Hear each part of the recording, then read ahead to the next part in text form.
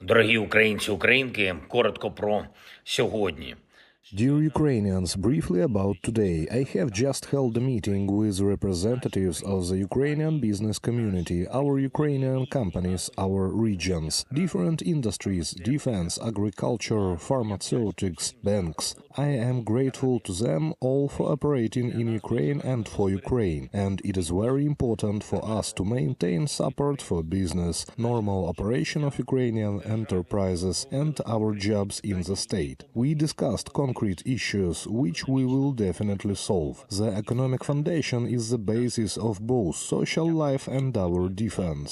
I held a meeting of the staff today with a separate report from Commander-in-Chief Zelenskyy regarding the front. The Donetsk areas are the most intense, as well as Zaporizhia, Kherson and the Kharkiv region. Details of the Kursk region's developments: the North Korean military is involved in the fighting. They have many losses, a great deal, and we can see that the Russian military and the North Korean enforcers have no interest in the survival of these Koreans at all. Everything is arranged in a way that makes it impossible for us to capture the Koreans as prisoners.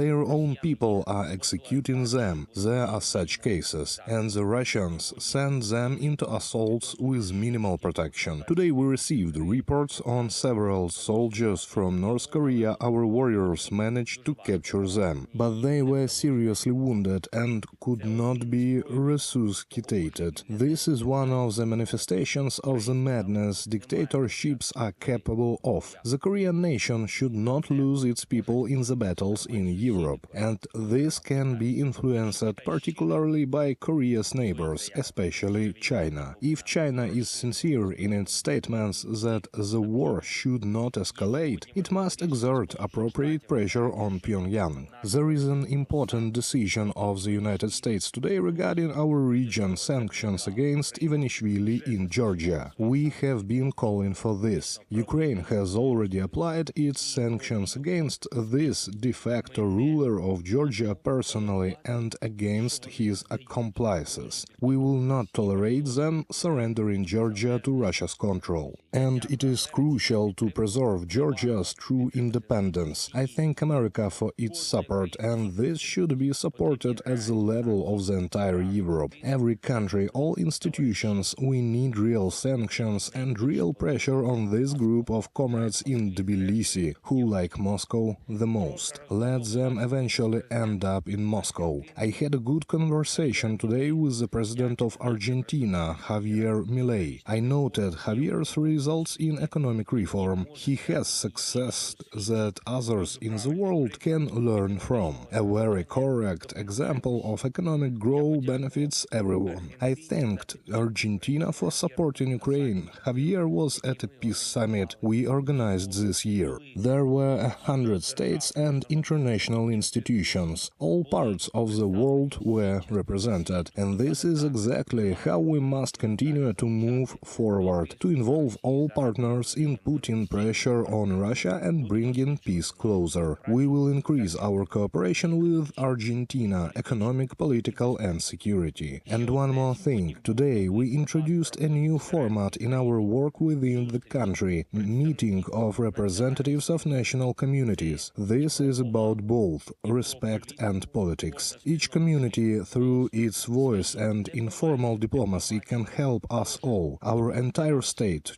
to join the European Union faster, to achieve results in Ukraine's EU accession negotiations sooner, and I am grateful to all those who provide this kind of assistance. This is a Ukrainian goal that we will achieve. For sure, we will. Glory to Ukraine. Слава Україні!